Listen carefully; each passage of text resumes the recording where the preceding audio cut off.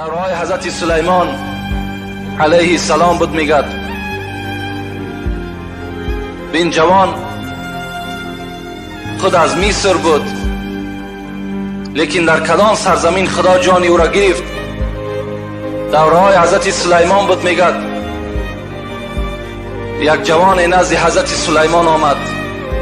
گفت سلیمان گفت از تو یک خواهش دارم. وقتی که میگد این جوان داخل خانه سلیمان شده بود، نزد پهلوی سلیمان میگد عزرائیل برای زیارت سلیمان آمده بود. وقتی این جوان داخل شد و نزد سلیمان نشست و این عزرائیل میگد به این جوان چنان به یک شدت سخت نگاه کرد و بعد زمان رخصت از سلیمان گرفت و گفت من بدتر تر زیارت میکنم و میگه عزرائیل ناپدید شد. این جوان میگه با سلیمان گفت این گفت بر من بسیار با یک شدت سخت نگاه کرد که در وجود من لرزه و ترس پیدا شد. سلیمان گفت من یک خواهش دارم. من گفت شهر خیتای میرم، به نیت تجارت رفته ایستادم، همین باد امر کن که مرا برده بر همونجا برساند.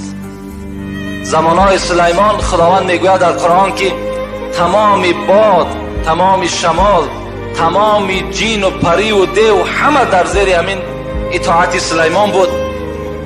میگوید حضرت سلیمان امر کرد باد را، مثل که امروز خیلی که یک سمالیات یک آدم به یک جای دیگه برده میرساند، این کار باد هم همین بود که انسان میگرفت بر کدام مکانی که میخواست برده میرسانید. میگه این جوان گرفت برده در شهر چین همون خیتای رسانید و گشته آمد و در زمان میگه عزرائیل نزد سلیمان حاضر شد.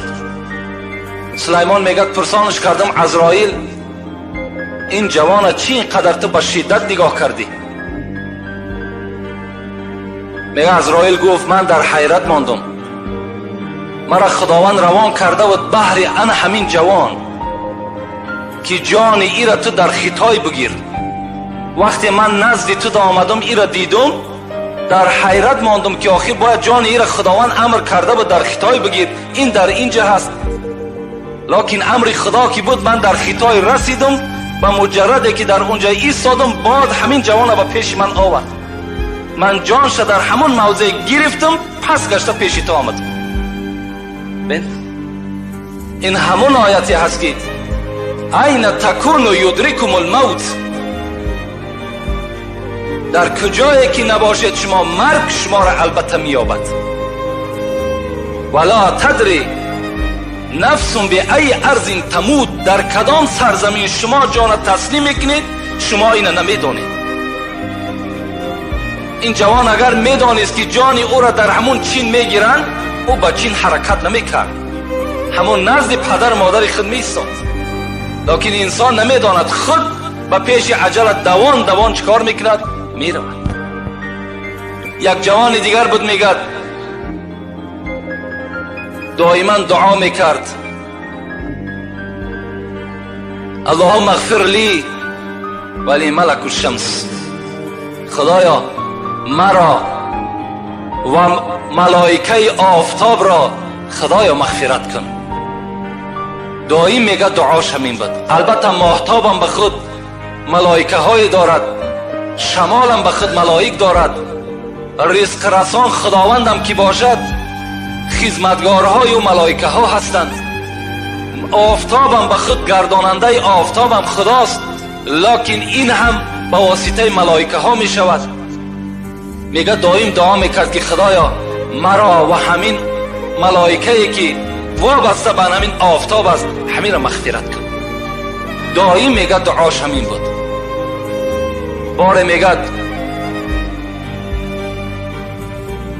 همین جوان دعا کرد که ای خداوند همون ملائکه آفتاب چی خوب میشود که مرا به نزد خود برد تا که من از همون بالا یک عالم زیبایی را نظر کنم.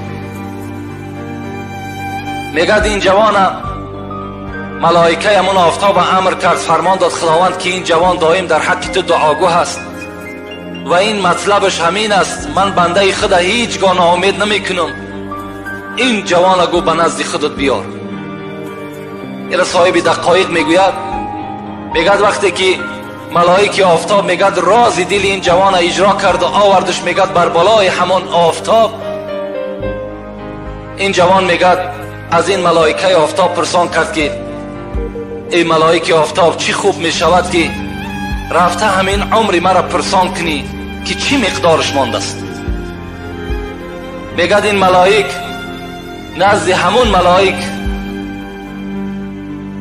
صاحب همین موت ملک الموت آمد و گفت فلانی جوان گفت عمرش چند باقی مانده است؟